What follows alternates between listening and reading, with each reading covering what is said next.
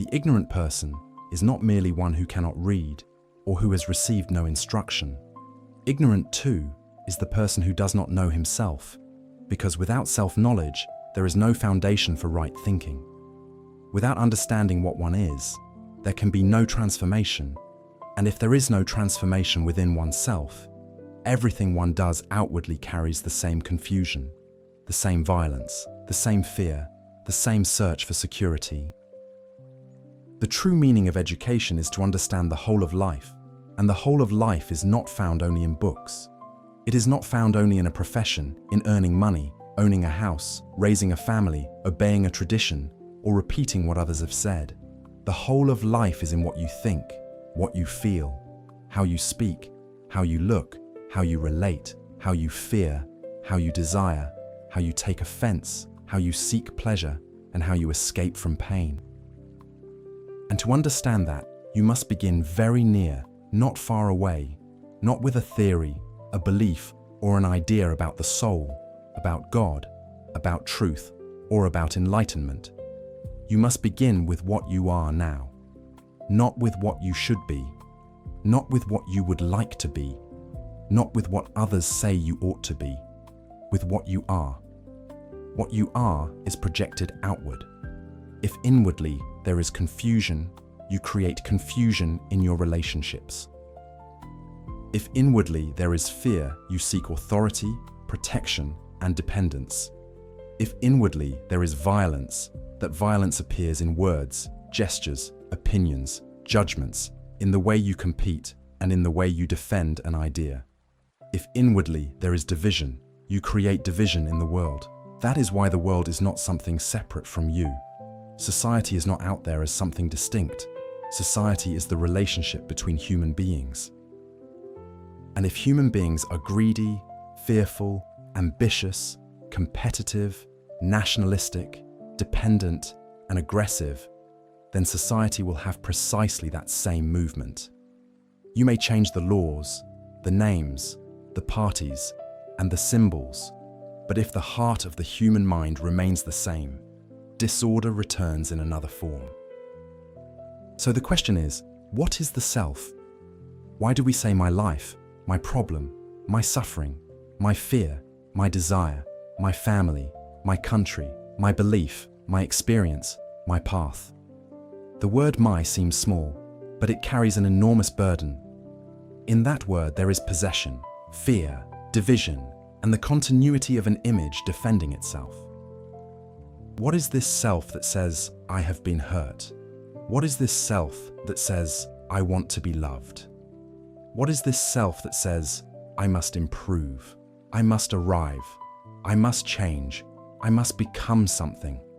What is this self that seeks security in a person, an idea, a belief, a conclusion, or an authority? Observe. Do not answer with what you have read. If you answer from what you have read, the answer is not yours. It is memory.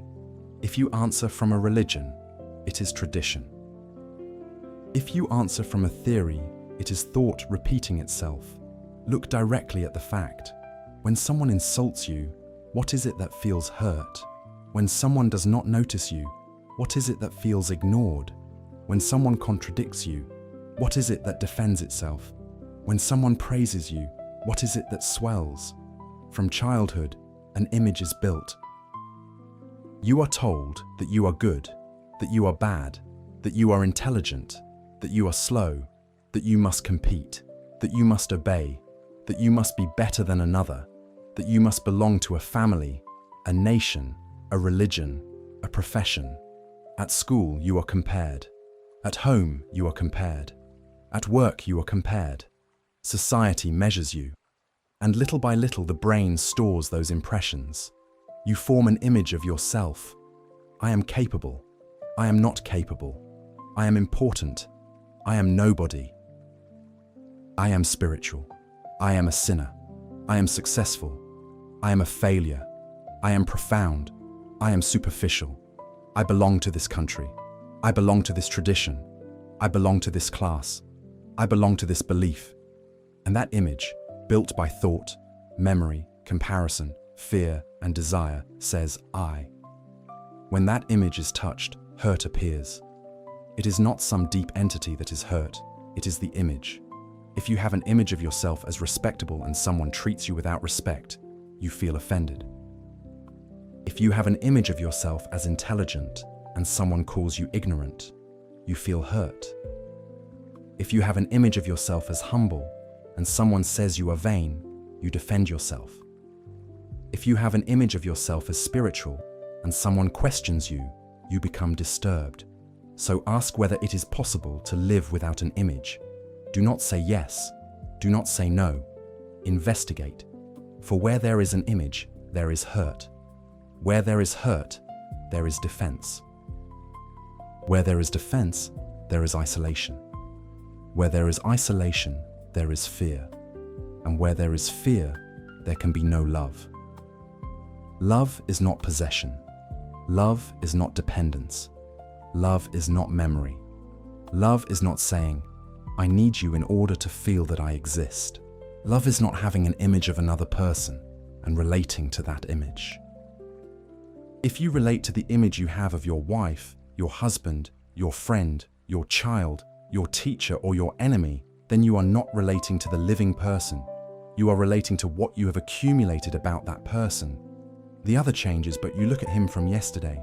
You change, but the other looks at you from yesterday.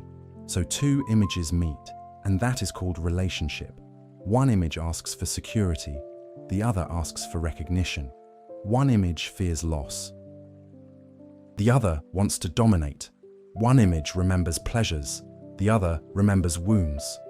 And in that relationship between images, there is conflict, because no image is alive. Can there be relationship without an image? That is a very serious question. It is not a romantic question. If there is an image, there is distance. And where there is distance, there is conflict. You say you love, but within that love, there is fear of loss, the desire to possess, the need for reassurance, jealousy, comparison, and accumulated memories. So ask, is that love, or is it attachment? Attachment resembles love because it gives warmth, companionship, and continuity. But attachment contains fear. If I am attached, I fear losing. If I fear losing, I control. If I control, I watch. If I watch, there is jealousy. If there is jealousy, there is suffering. And where suffering is created by possession, there is no love. There may be pleasure, habit, dependence, and tenderness from time to time. But love does not flower where the self is making demands. The self makes demands in many ways. It demands to be loved. It demands to be heard. It demands to be recognized. It demands to be important. It demands to be right. It demands continuity. It demands security. And every demand is born from an inward sense of lack. The self feels incomplete and seeks completion through things, people, ideas, experiences, and beliefs. But that which feels incomplete cannot be completed through accumulation. Look at your own life. You seek pleasure, and thought stores that pleasure. Then it wants to repeat it. In that repetition, desire appears. Desire is not merely seeing something beautiful. First there is perception, then there is sensation, then thought creates an image. I having that, I being that, I repeating that. At that moment, desire acquires continuity. The point is not to suppress desire. If you suppress it, you create conflict. The point is to understand it at the instant it is born. Understanding does not mean analyzing endlessly. Analysis has its limited place, but psychologically there is a profound problem, because the analyzer is not separate from the analyzed. You say, I am going to analyze my fear. But who is the one analyzing? Is he not also made of memory, knowledge, the desire for a result, judgment, and comparison? The analyzer is therefore part of the very field he intends to analyze. In the same way, the controller is not separate from the controlled. You say, I must control my anger. But what is the controller? It is another thought. It is another reaction. It is another part of the same movement. Thought has created anger through memory, image, hurt, and fear, and then another thought says, I must control it. Thus there is division. And where there is division, there is conflict. Observe anger when it appears. Do not say, I must express it. Do not say, I must suppress it. Do not call it good or bad. Look. Look at the heat in the body, the word that wants to come out, the image that feels hurt, the memory that ignites, the need to answer. Look at the whole movement without separating yourself from it. Then you will see something extraordinary. The observer is part of the observed. This statement must not be repeated as a formula. If you repeat it, it loses its meaning. You must see it in action. When there is jealousy, the one who says, I am jealous, is not separate from jealousy. When there is fear, the one who says, I must overcome fear, is not separate from fear. When there is sadness, the one who says, I must escape sadness, is part of the same movement of thought that gives sadness continuity. As long as there is a separate observer, there will be effort. The observer says, I must change what is observed. I must turn violence into non-violence. I must turn fear into courage. I must turn confusion into clarity. But see what happens. The ideal of non-violence has been created by a violent mind. The ideal of clarity has been created by a confused mind. The ideal of humility has been created by a mind that knows vanity. Therefore, the ideal is a continuation of what is, disguised as what should be. While you pursue what should be, you do not look at what is. You say, I must be non-violent, and so you do not look at the actual violence in you, in your words, your ambition, your comparison, your desire to dominate, your judgment, and your harshness. The ideal becomes a noble escape. And the self loves noble escapes because they appear spiritual. Do not escape. If there is violence, look at violence. If there is fear, look at fear. If there is envy, look at envy. If there is a desire for power, look at that desire. If there is hypocrisy, look at it. Not with brutality, guilt, or justification. To look without condemning is one of the most difficult things because we have been educated to condemn or accept, to compare or choose. But true observation does not choose. Choice appears when there is confusion. When you see a danger clearly, you do not choose, you act. If you see a poisonous snake, you do not argue with yourself, devise a method, or promise to move away little by little. Perception acts. In the same way, if you see completely the falseness of a psychological action, that seeing has its own action. But we do not see completely because we look through the past. We look through wounds, conclusions, desires, fears, and opinions. So what we call seeing is really recognition. Recognition belongs to the past. You see someone and do not actually see that person. You recognize the image you have of them. You look at yourself and do not actually see yourself. You recognize what you have thought about yourself. Thus the old looks at the new and destroys it. Can you look without the old? Do not ask how, because how demands a method, and method brings repetition. Repetition may be useful for learning a technique, playing an instrument, speaking a language, or building something. But psychologically, repetition dulls the mind. You cannot practice freedom. You cannot practice love. You cannot practice humility. What you practice becomes habit, and habit belongs to the past. So there is no method for understanding the self. There is observation. Observation in daily life. Not only on some special retreat, not in a temple.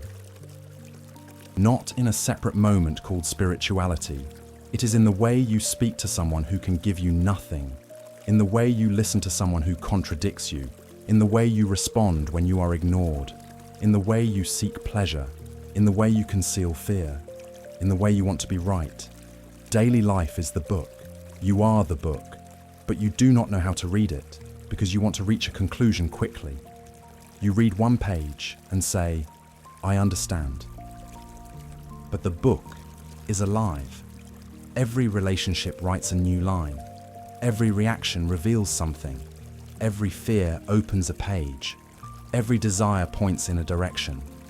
If you say, "I know myself," you have closed the book.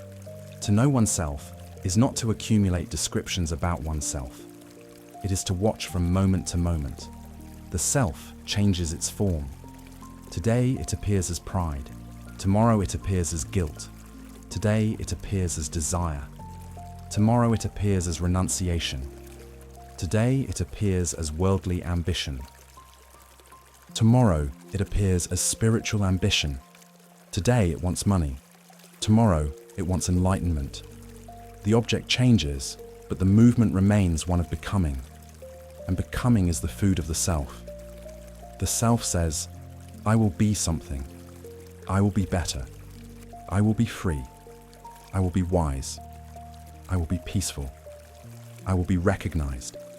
I will be pure. I will be spiritual. In that I will be lies psychological time.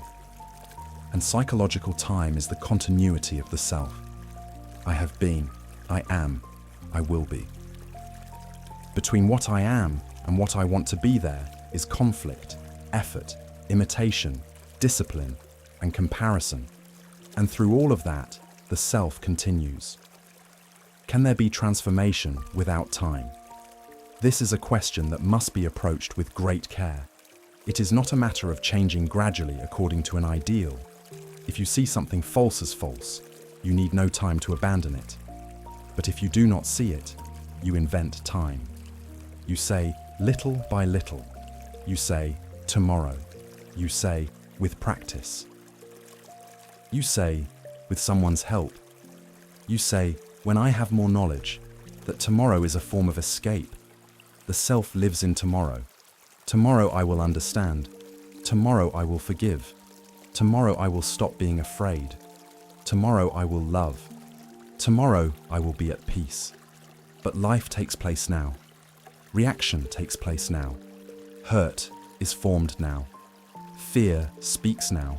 Comparison appears now. If you do not observe now, later you observe a memory.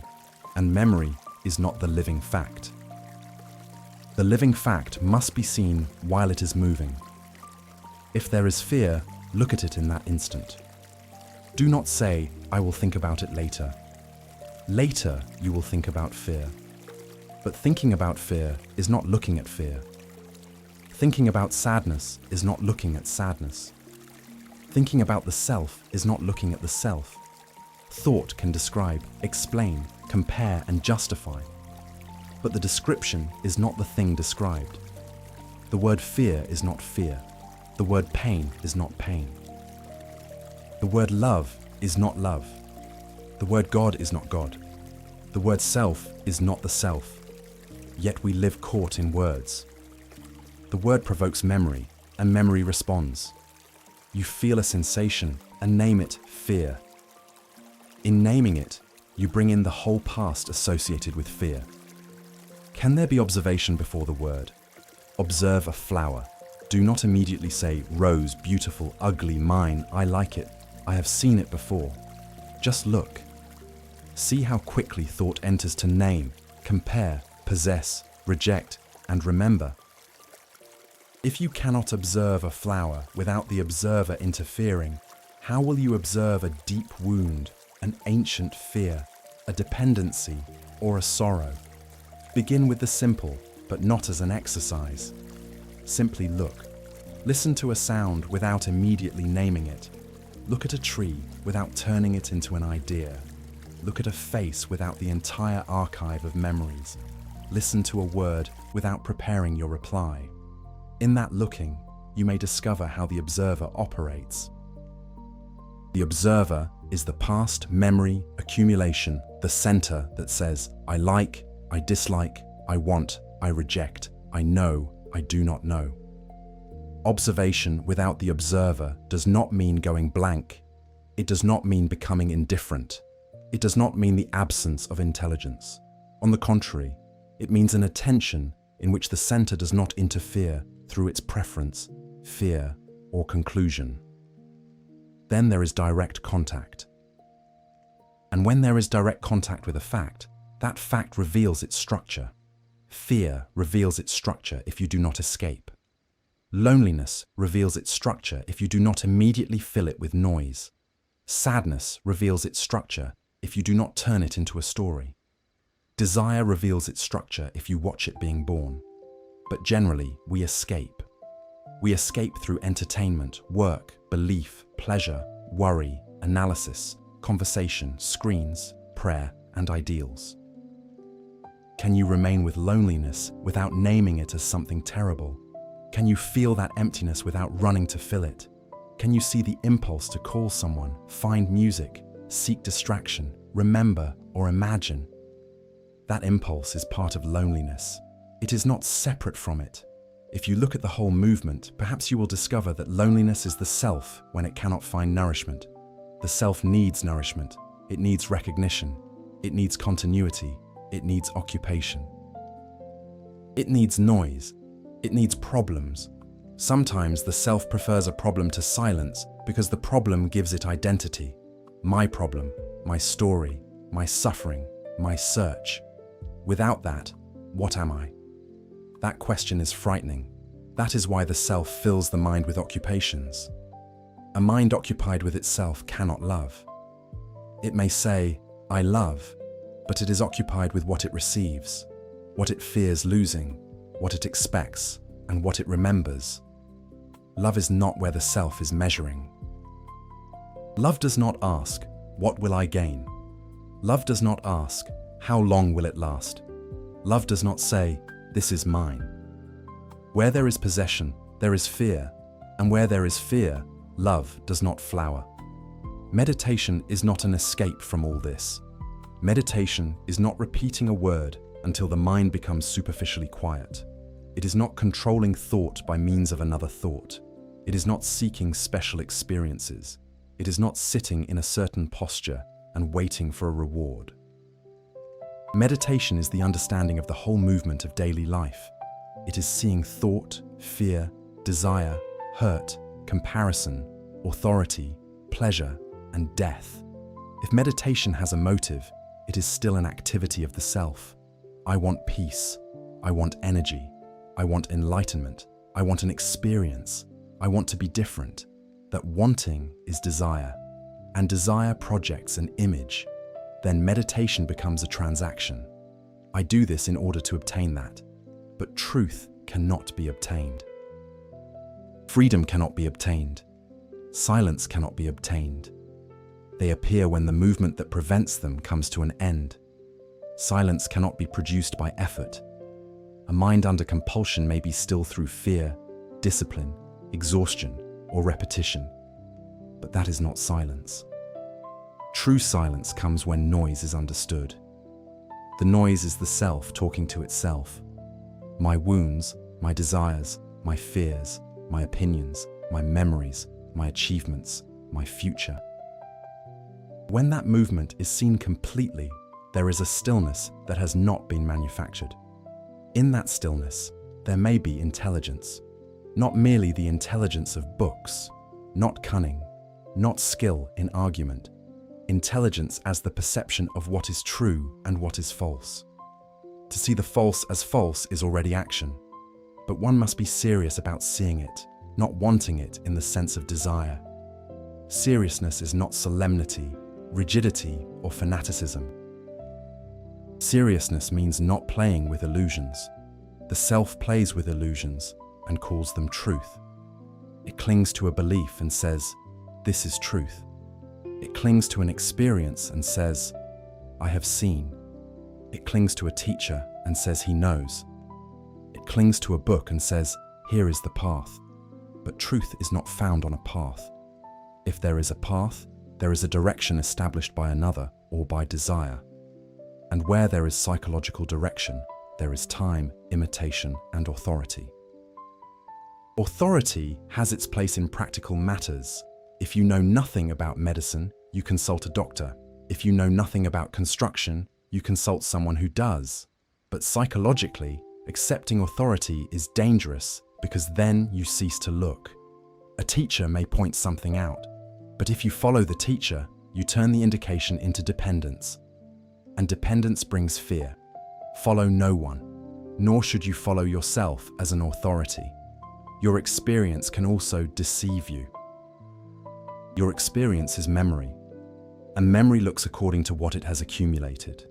You were hurt, and now you look from that hurt. You experience pleasure, and now you seek it. You had an experience you call spiritual, and now you want to repeat it. In this way, the past governs the present. Can the past have its proper place? Of course, it must have a place in practical matters. You need to remember a language, an address, a skill. But psychologically, when the past becomes an image, a prejudice, a wound, or a conclusion, it prevents seeing. To live from the past is to live mechanically, and a mechanical mind may be highly efficient, but it is not free. Freedom is not doing whatever one wants. What one wants may be conditioning. It may be fear, desire, imitation, or reaction. Freedom is the understanding of conditioning.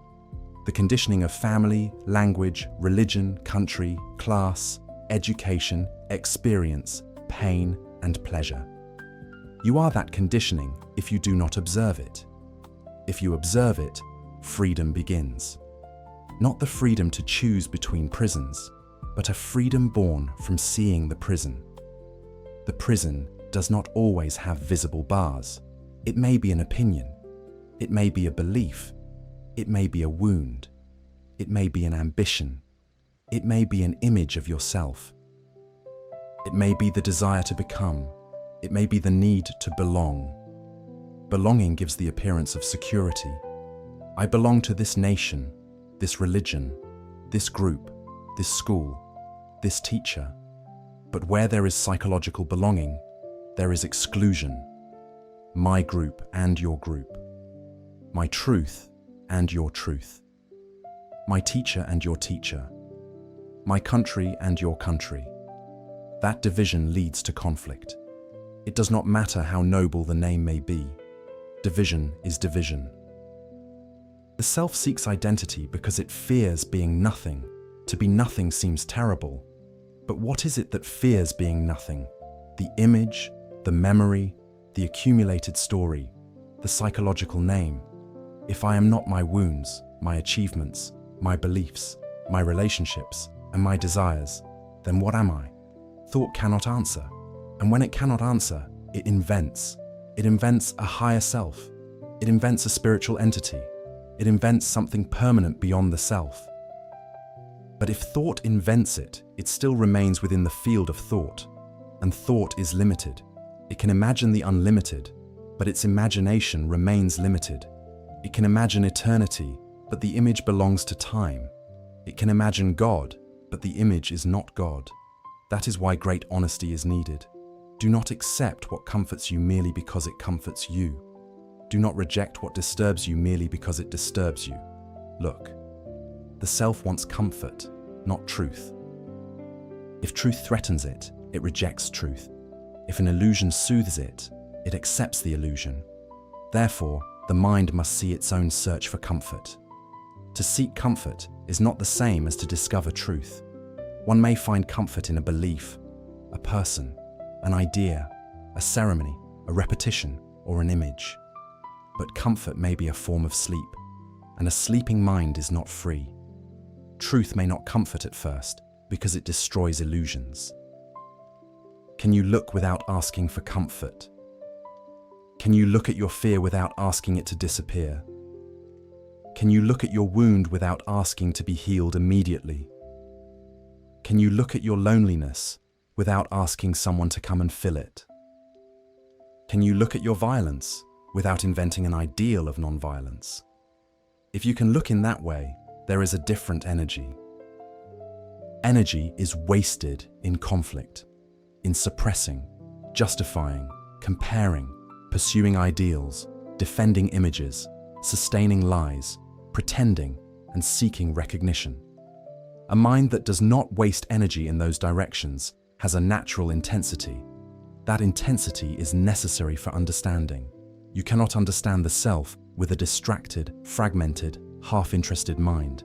There must be passion, but not passion for a result, passion for seeing. passion for discovery. Passion for refusing to live in illusion.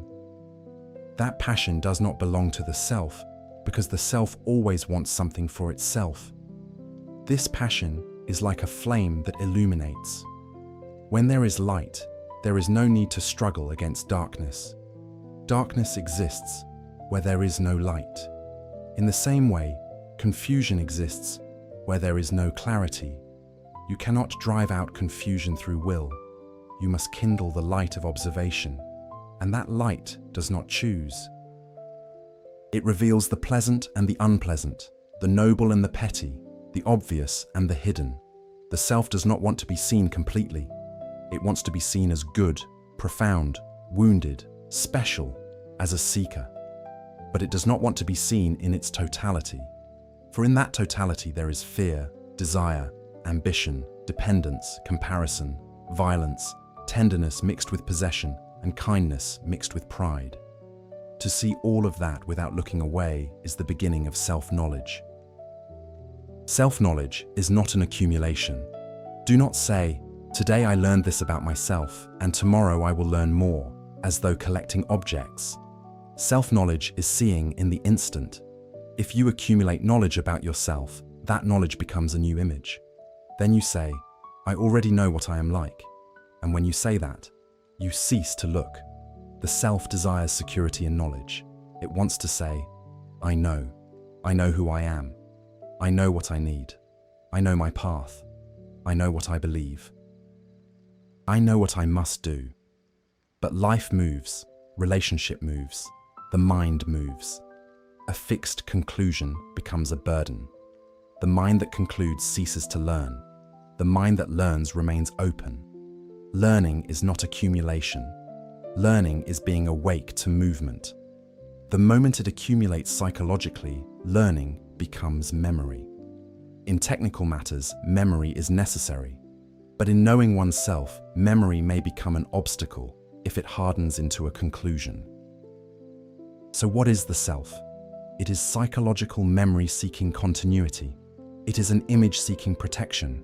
It is desire seeking fulfillment. It is fear seeking security. It is thought identifying itself with name, form, experience, belief, relationship, pleasure, and pain. It is the center that separates itself and then tries to resolve the separation it has itself created. The self says, "I and the world, I and my fear, I and my violence, I and my desire, I and my sadness." But that division is false. You are not separate from your fear when fear is present. You are not separate from your violence when violence is present. You are not separate from your sadness when sadness is present. You are that movement at that instant. To see this has an immense consequence. If there is no separation between the observer and the observed, then the action of the observer, who wants to control, suppress, justify, and condemn, comes to an end. In that ending, there is a quality of energy that does not belong to conflict, and that energy can understand the fact. Do not turn this into an idea. Look at it when it happens. The next time fear appears, do not say, "I must overcome it." The next time envy appears, do not say, "How ugly." The next time the desire for recognition appears, do not hide it beneath noble words. Look. Here, the word look means to remain with the fact without any movement of escape. Escape may be very subtle. You may escape by saying, "I am observing." You may escape through analysis. You may escape by quoting others. You may escape by saying, "All this is very profound." You may escape by seeking how to apply it. You may escape by turning observation into a method. The self is cunning. It can feed on the idea of freeing itself from the self. Therefore, watchfulness must be simple, not tense. See how the self appropriates everything. It appropriates virtue. It appropriates humility. It appropriates knowledge. It appropriates experience. It appropriates suffering. It appropriates renunciation. It says, "My understanding, my silence, my path, my awakening." The moment the word "my" appears, Observe. Do not condemn the my. If you condemn it, another self appears to condemn. Simply observe. In practical matters, my coat, my house, my address may have meaning. But psychologically, my reputation, my belief, my wound, my teacher, my progress, my truth, all of that reveals the center. Death is the end of everything the self knows. That is why the self fears death. It does not fear merely the end of the body. It fears the end of its psychological continuity. My memories, my relationships, my achievements, my wounds, my pleasures, my beliefs, all of that wants to continue. And because it does not know whether it will continue, it invents hopes or terrors. But can you die psychologically now? Die to a wound at the moment it appears. Die to a pleasure without demanding that it be repeated. Die to a conclusion. Die to an image of yourself. Die to yesterday without carrying it. That is living. For a mind that carries all of yesterday is old, even if the body is young. Innocence is not ignorance. Innocence is a mind that carries no psychological residue. It has seen, it has learned, but it has not become the wound, the pleasure, or the conclusion. An innocent mind looks anew. It listens anew. It meets the other without the weight of yesterday. Can you listen now without yesterday? Not only to this narration, but to the person beside you. Can you listen without preparing an answer? Can you look without comparing? Can you feel without immediately naming? Can you be attentive without saying, I am attentive? For when you say, I am attentive, the observer is already there, measuring. True attention has no center. It does not say, I am attention. It does not say, I am progressing. It does not say, I have attained something. Attention simply illuminates. In that illumination, the self appears as movement, and what appears clearly loses its hidden power. The problem is not that the self exists as a practical function. The problem is that it dominates psychologically. It dominates relationship, religion, politics, education, love, suffering, and seeking. The self places itself at the center and looks at the whole of life from there. Then the immensity of life is reduced to my problems. Can the mind cease to be occupied with itself? Not as an ideal, but as a fact. When it sees the futility of that occupation, it begins to loosen its hold. Not through effort, through perception. To be occupied with oneself is a form of isolation. And isolation brings fear. To see this is already to begin moving out of that pattern. But do not say, I have moved beyond it. If you say that, it returns. Do not say, I have understood. If you say it as a conclusion, it returns. Do not say, I am free. The one who says, I am free, may be building another image. Freedom does not belong to anyone. Where there is someone who possesses freedom, the self has returned through the back door. So live with the question, what is the self? Not in order to answer it verbally, not to make a doctrine of it, not to create a phrase to repeat. Live with it when you speak, eat, work, desire, fear, feel lonely, seek recognition, take offense, and want to be right. If you look in this way, you will see that the self is not a solid thing. It is a movement of thought, memory, image, fear, and desire. It appears solid because it repeats itself. It appears real because it defends itself. It appears deep because it has a history. But when observed carefully, it is a continuity manufactured by thought. Thought has its place. Do not deny it. Without thought, you could not live practically. But thought cannot solve the problem it has itself created psychologically. It has created the center, the image, the division, the fear, the ideal, and the conflict. Then it tries to solve them with more thought. Thus, the circle continues. The end of the circle is not another turn of thought. It lies in seeing the whole circle, seeing how sensation becomes desire, seeing how desire creates an image, seeing how the image seeks continuity, seeing how continuity creates fear, seeing how fear seeks security, seeing how psychological security creates dependence, seeing how dependence creates suffering. When you see the whole movement, not as an explanation but as a fact within yourself, there is intelligence. That intelligence is action. It does not need the self to decide to act. It acts as light acts when it illuminates a room. It does not ask what it should do about darkness. Darkness disappears where there is light. Therefore, do not follow the speaker, a phrase, a tradition, or a method. Look. The act of looking is essential. If you look with all your energy, with your whole being, without choosing, without escaping, without turning what is seen into a conclusion, then perhaps you will discover a freedom that does not belong to time. And in that freedom, the self does not occupy the center. Then there is relationship, there is sensitivity, there is beauty, there is silence, there is love, not as a word, a promise, or a possession, but as something that exists when thought is not making claims for itself. Begin where you are, not tomorrow, not when you are stronger, not when you have more knowledge, not when someone gives you permission. Where you are, in the next reaction, in the next word, in the next wound, in the next fear, in the next comparison. The door is there. And the door does not open through effort.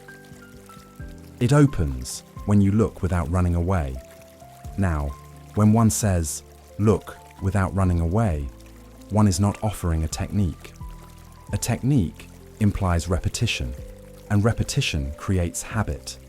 A habit may calm you and give a sense of order, but a mind that lives through habits is not awake. It may repeat a sacred word, a profound phrase, a gesture or a posture, but repetition remains mechanical, and the mechanical cannot discover the living. The living must be encountered in the instant. If you bring a formula, you are no longer looking. You are applying. And to apply a formula to a relationship, a wound, or a fear is not to listen to what is happening. The self loves formulas because they give it security. It says, now I know what to do. It says I have a method. It says I am advancing. But that advancement belongs to time, and psychological time is precisely the field in which the self moves. Can there be action that is not born of psychological time? You see an immediate injustice and act. You see that a word is going to wound and you remain silent, not through calculation, but because you see. You see that you are lying, and the lie falls away. Not because you fear punishment, but because you see its falseness. Such action needs no ideal. The ideal appears when there is no perception. The ideal says, I must be honest. But if you see the falseness of lying, honesty is not an ideal. It is a natural action. The ideal says, I must love. But if you see the ugliness of possession, fear, jealousy, and attachment, there may be a space in which love is not cultivated. What the self cultivates still bears the mark of the self. The self may cultivate kindness in order to feel good. It may cultivate humility in order to be admired as humble. It may cultivate silence in order to appear profound. It may cultivate detachment in order to feel superior to those who are attached. It may cultivate simplicity as a new form of pride. That is why it is so important to look at motive. Not analyze it for months. See it when it appears. When you do something generous, see whether there is a desire for recognition. When you speak of truth, see whether there is a desire to persuade. When you remain silent, see whether there is pride in that silence. When you help someone, see whether there is an image of yourself as the helper. This looking should not destroy the action. It should cleanse it of illusion. If there is illusion, the action casts a shadow. The shadow of the self lies in almost everything we do as long as we do not know ourselves. It lies in virtue, suffering, seeking, obedience, and rebellion. It lies in saying, "I follow no one," if that statement becomes pride. The self is not always crude. Sometimes it is highly refined. Sometimes it speaks of love, freedom, truth, and compassion.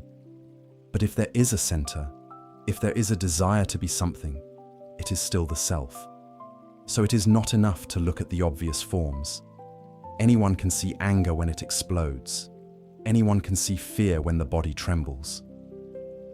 But can you see ambition hidden in spirituality? Can you see comparison hidden in the search for improvement? Can you see violence hidden in the conviction that you are right? Can you see attachment hidden in what you call love? Can you see dependence hidden in what you call devotion? Devotion to a person, an image, or an idea may be a way of escaping one's own emptiness. One gives oneself to something external and feels relief because one no longer has to look at one's confusion. But confusion does not end by surrendering to an authority. It may be covered, organized, or made respectable, but it remains. A dependent mind is not a free mind. Dependence begins with fear. Fear of being alone, fear of not knowing, fear of making a mistake, fear of having no guidance, fear of never arriving. Then one seeks someone who makes promises. A teacher, an institution, a book, a doctrine, a community. And for a time, there is security. But that security is purchased with the freedom to look. If another tells you what to see, you do not see. If another tells you what to think, you do not think. If another tells you who you are, you become a slave to a description. This does not mean rejecting everything others say. Rejection may also be a reaction. It means listening without submitting. Listen to a true statement and verify it in life. If someone says fear is born of time, neither believe nor deny it. Look at your own fear. See whether it is not made of what might happen or what has happened. See whether thought creates images and whether the body responds to those images. Then you learn through observation, not through authority. There is great beauty in learning this way because it creates no followers. One who learns directly has no need to belong to a conclusion. One need not defend a school or repeat the teacher. Truth wants no followers. Followers destroy what they say they love because they turn truth into a system, the system into authority, authority into fear, and fear into obedience. Can you listen to these words without making them an authority? Can you listen as you listen to the wind among the trees without capturing it? If there is something true, you will see its truth within yourself. If you do not see it, do not repeat it. To repeat what you have not seen is a form of falsehood. And falsehood remains falsehood even when it uses profound words. The self lives second-hand. It lives by what others have said, what society values, what tradition teaches, what the family expects, and what accumulated experience concludes. Very rarely does it look for itself. To look for oneself does not mean inventing personal opinions. Personal opinions may also be conditioning. To look for oneself means to see without the pressure of external or internal authority. Internal authority is more subtle. It is the voice that says, "I know." It is experience saying, "This is always so." It is the wound saying, "Do not trust." It is pleasure saying, "Repeat." It is fear saying, "Protect yourself." It is the conclusion saying, "Do not look any further." If you obey those internal authorities, you remain trapped in the past. Freedom from the past is not the loss of memory. It does not mean becoming unable to recognize a face or fulfill a responsibility. Freedom from the past means that psychological memory does not govern perception.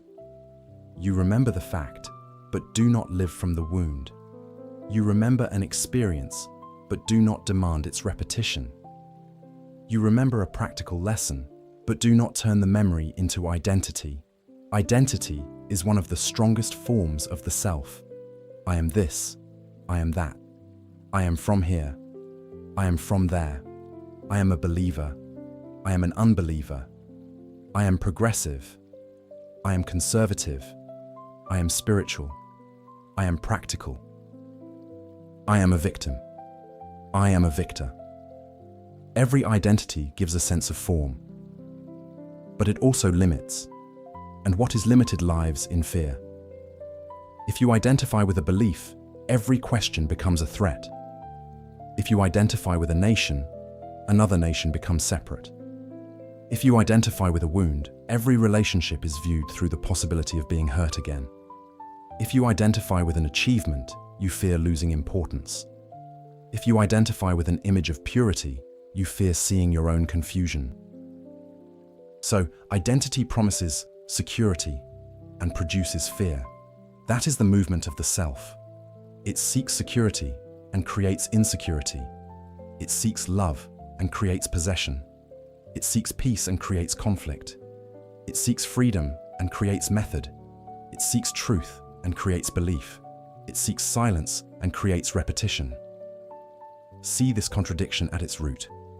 The self is contradiction because it wants opposing things. It wants security and freedom. It wants love and possession. It wants pleasure and does not want pain. It wants to be admired and wants to appear humble. It wants to change and wants to continue. It wants truth, but does not want to lose its illusions. This contradiction produces effort, and psychological effort wears down the mind. A worn-out mind seeks comfort. It seeks something to relieve it. It may be entertainment, belief, routine, pleasure, power, knowledge, or meditation as escape. But relief is not freedom. The mind may rest for a moment and then return to the same movement. As long as the root is not understood, suffering returns. What is the root? Do not answer with a word. Look. Whenever there is psychological suffering, some form of the self is involved.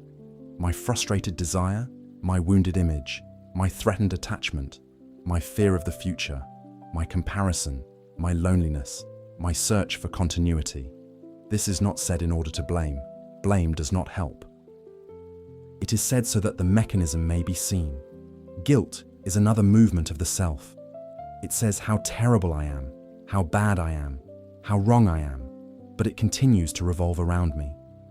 Guilt may look like remorse, but often it is a form of negative self-importance. What matters is not feeling guilty. What matters is seeing the fact and acting rightly. If you have hurt someone, see that you have hurt them. If you can make amends, do so.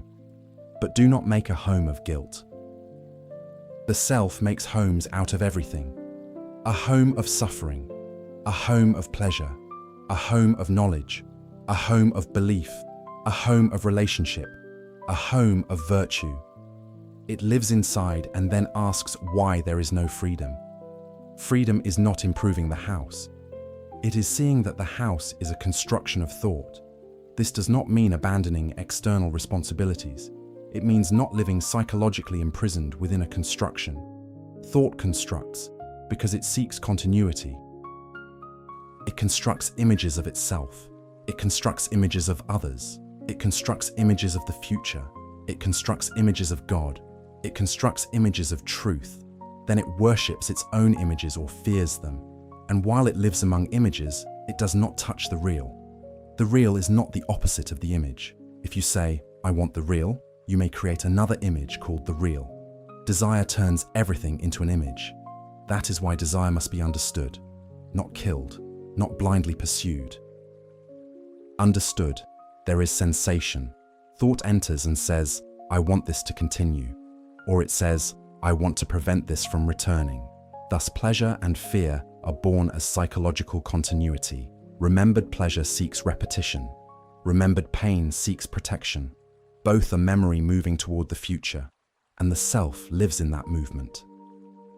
Can an experience end when it ends? This is a profound question. You see a sunset, and there is beauty. Then thought says, how beautiful it was. I want to return. I want to tell others. I want to photograph it. I want to possess it. In that instant, beauty becomes memory. and memory wants repetition. There is nothing wrong with practical remembrance, but see how the self appropriates it. The same thing happens with pain. Someone said something cruel. The event ended. But thought repeats it, relives it, interprets it, enlarges it, carries it into the future. Then pain becomes a wound. The wound becomes identity. Identity becomes defense. Defense becomes isolation. And it all began with the continuity given by thought. Can a word end without leaving a mark? Not if there is an image. As long as there is an image, the word will find a place to strike. So this is not merely a matter of becoming strong so that nothing hurts. Psychological strength may be hardness. It is a matter of understanding why there is an image that can be wounded. If there is no image, a word can be heard, considered if it contains truth, dismissed if it does not, but it creates no wounded center. This is not indifference. Indifference may be another defense. A sensitive mind listens, but sensitivity is not the vulnerability of the image. Sensitivity is being alive, attentive, open, without being occupied with protecting a portrait of oneself. Only a sensitive mind can be intelligent. A hard mind may be efficient, but it does not understand life. Life demands sensitivity. Sensitivity to another's pain, to the movement of a word, to the beauty of a leaf, to the falseness of a reaction, to the fear in a glance, to the violence in an opinion. But the self dulls sensitivity because it is always occupied with itself, its problems, its goals, its wounds, its desires, its conclusions. Can there be a mind that is not occupied with itself? If you make that an ideal, you are already occupied. But if you see the futility of self-centered occupation, something relaxes. Occupation with oneself is narrowness. The immense world is reduced to my little drama. And then that drama appears very important because one lives inside it. Move out of it, not through will, but by seeing its structure. See how you repeat the same stories. See how you defend the same wounds. See how you seek the same pleasures. See how you compare yourself with the same patterns. See how you expect others to give you what you do not understand within yourself. Seeing the repetition brings the possibility of ending it. Ending is an important word, not continuing in a modified form. Ending. Ending a wound. Ending comparison. Ending a lie. Ending a dependency. Ending an image. Ending not through a violent decision, but through understanding. When something is understood totally, it comes to its natural end. The self fears ending. It wants to continue. It even wants to continue after death. It wants its memories, achievements, affections, pains, name, and imagined essence to go on. That continuity is its central desire. That is why death is so terrible to the self. Death says ending. The self says continuity. Can you live with death now?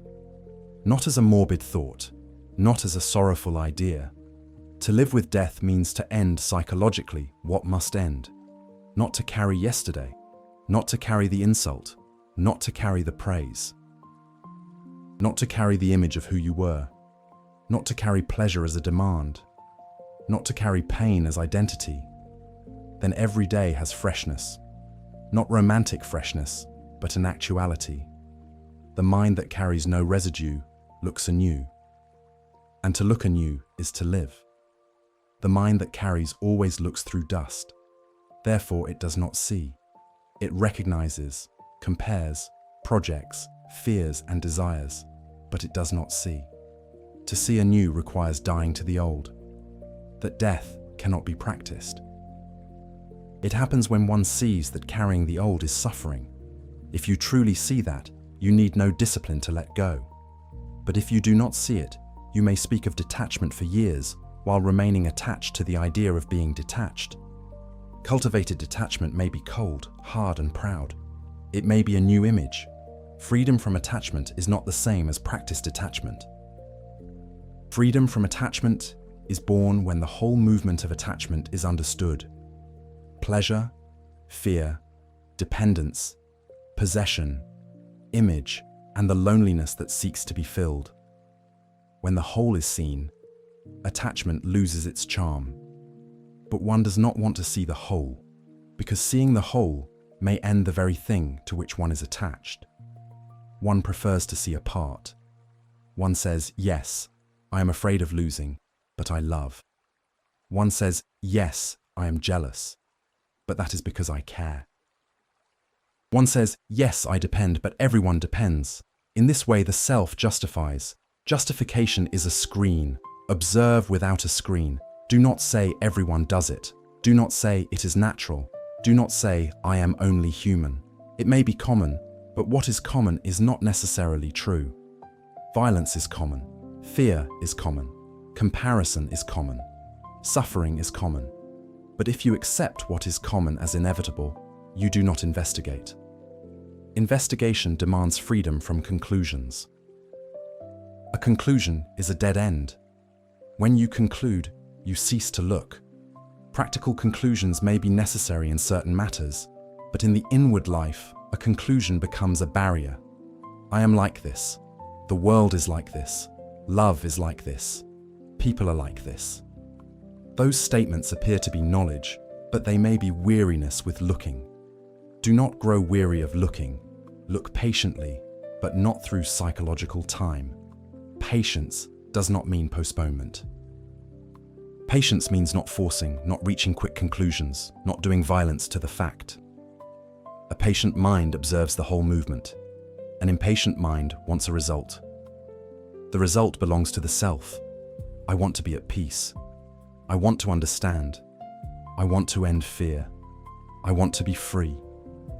The moment there is a desire for a result, there is projection. And projection prevents looking at what is. Therefore, paradoxically, to understand fear, you must not be seeking freedom from fear. You must look at fear. If you look with a motive, the motive distorts. Can you look without motive? That is the essence. Look at envy without wanting to be rid of it, without wanting to preserve it, without justifying it. Look at sadness without wanting to turn it into poetry, without wanting to escape, without wanting to explain it. Look at desire without condemning it and without following it. In that motiveless looking there is purity. Purity is not imposed morality. Purity is the absence of distortion. Distortion appears where there is self-interest. I want it to be this way. I fear it may be this way. I hope it will be this way. I remember it was this way. All of that distorts. To see without distortion is to see without the center of the self interfering. And if there is no center interfering, what happens? Do not wait for a description. Discover it. Every description may become a trap. If a state of silence is described, the self will pursue it. If an experience of freedom is described, the self will try to repeat it. Therefore, what matters most is not a description of what exists when the self is absent, but the understanding of the self when it is present. When the self is present, there are signs. Tension about being noticed, fear of being forgotten, the desire to defend oneself, the need to compare, pain at criticism, pleasure in praise, anxiety about the future, repetition of the past, the search for authority. The need to belong, occupation with oneself. These signs are mirrors. Use the mirrors, not to repair the image, but to understand it. When you look into an ordinary mirror, the mirror does not condemn, it shows. You may become angry with the mirror, but the mirror only shows. Relationship is a mirror. Daily life is a mirror. Loneliness is a mirror. Fear is a mirror. Pleasure is a mirror. The self wants to break the mirror when it does not like what it sees. It blames the other person. It blames society. It blames the past. It blames the family. There may be facts in all of that, but if you merely blame, you do not learn. Learning begins when you see your own reaction in the mirror, not to blame yourself, but to understand. To understand yourself is to understand humanity, because psychologically, you are not as separate as you imagine. Your fear is human fear. Your desire for security is the human desire for security. Your pain is human pain. Your loneliness is human loneliness. Your mechanisms of defense are human mechanisms. The content may vary, but the structure is common. When you see this, the phrase "my suffering" loses some of its isolation. Not because your pain is denied, but because it is seen within a greater movement. Then there may be compassion. Compassion is not born from thinking, "I must be compassionate." It is born when separation diminishes. If you see that human pain moves within you, you do not look at another from a position of superiority. Compassion has no superiority. It does not say, "I am awake and you are not." It does not say, "I will help you from above." Compassion listens. And because it listens, it acts intelligently. Sometimes it speaks, sometimes it is silent, sometimes it draws near, sometimes it steps away. It follows no rule. A rule cannot contain sensitivity. A mind caught in rules may become morally correct and humanly insensitive. It may obey, but not love. It may comply, but not understand. It may appear orderly while inwardly it is full of fear. True order is not born of conformity. It is born when disorder is understood. Disorder is contradiction. Thinking one thing, feeling another, saying another, doing another, wanting peace and cultivating ambition, speaking of love and possessing, speaking of freedom and following authority, speaking of truth and living by illusions. That disorder is not corrected by imposing an external standard. It is understood by looking at it in action. If you see that you say one thing and live another, do not rush to correct the appearance. Look at the division. Look at why you need to say something you do not live. Look at the fear of being seen. Look at the desire to be respected. Look at the image you want to maintain. That looking brings order because it reaches the root. Imposed order is fragile. It depends on surveillance, punishment, reward, and fear. The order born of understanding does not need protection. If you see clearly that fire burns, you need no discipline to keep your hand away. In the same way, if you see clearly that a lie destroys relationship, the lie falls away. If you see clearly that comparison corrupts the mind, comparison loses its authority. But you must see it for yourself, not because someone has said it. Another person's word does not liberate. It may awaken a question, nothing more. If you turn the word into authority, you are trapped. If you use it as a mirror and look, then the word has fulfilled its function and may disappear. Let the words disappear. Do not collect them. Do not turn this inquiry into phrases to repeat. Repeating that the observer is the observed is useless if in daily life you continue to act as a separate observer. Repeating that truth is a pathless land is useless if afterward you seek a subtler path. Repeating that the word is not the thing is useless if you live by words. What matters is the fact of your fear, the fact of your attachment, the fact of your violence, the fact of your loneliness, the fact of your desire to be something, the fact of your search for security. The fact needs no belief. It is there. But to see it, you must cease to escape. Escape is a movement of the self. The self escapes because it fears ending. It escapes into the future, into pleasure, explanation, authority, and hope. Hope can be an escape when it replaces observation. I hope to change, but I do not look. I hope to love, but I do not understand attachment. I hope for peace, but I do not understand violence. Then hope puts the mind to sleep. This does not mean despair. Despair also belongs to the self. It means looking without hope or despair, looking at the fact. That looking has its own energy, and where there is total energy, there is transformation. Transformation is not becoming something. Becoming something is modified continuity. Transformation means that something ends. A way of looking ends. An image ends. A dependency ends. A falsehood ends. And in that ending there is something new. But if you call it new and pursue it, it has already become old. Therefore, the mind must be extraordinarily simple. Simple does not mean poor in practical thought. It means not complicated by hidden motives, not divided by contradictions, not burdened by images, not driven by psychological ambition. That simplicity cannot be practiced. It appears when the complexity created by the self is understood. The self is complex because it is always weaving. It weaves memories with desires. It weaves fear with hope. It weaves pleasure with guilt. It weaves love with possession. It weaves humility with pride. It weaves seeking with escape. Then it looks at the web and says, how difficult life is. But the web has been woven by thought. Can you see the web without trying to tear it apart violently? If you tear it apart violently, you create another web.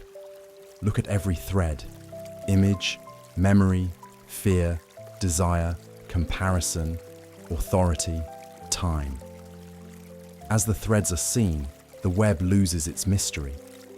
And when it loses its mystery, it loses its power. The self seems mysterious because it is not looked at. It is given profound names. It is surrounded by theories. It is placed on levels: higher, lower, spiritual, material. But when observed in daily life, it becomes quite simple. It wants security. It wants pleasure. It wants continuity. It wants importance. It fears not being. It defends images. It escapes from emptiness. To see this simplicity is liberating, not because it reduces life, but because it shows that confusion needs no ornament. Something false does not become true because it bears a sacred name. Dependence does not become love because it is clothed in beautiful words. Ambition does not become spiritual because it seeks enlightenment. The self remains the self even when dressed in holy robes. Look without false reverence.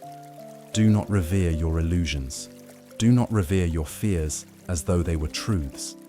Do not revere your wounds as though they were a sacred identity. This does not mean being brutal with oneself. It means having love for truth. And to love truth is not to protect falsehood. That love of truth is not devotion to an idea. It is a flame in observation. It would rather see than be comforted. It would rather understand than belong. It would rather be alone than live in dependence. It would rather not know than repeat a lie. Not knowing is difficult for the self. The self wants to know. It wants an answer. It wants to conclude. But there is beauty in not knowing psychologically.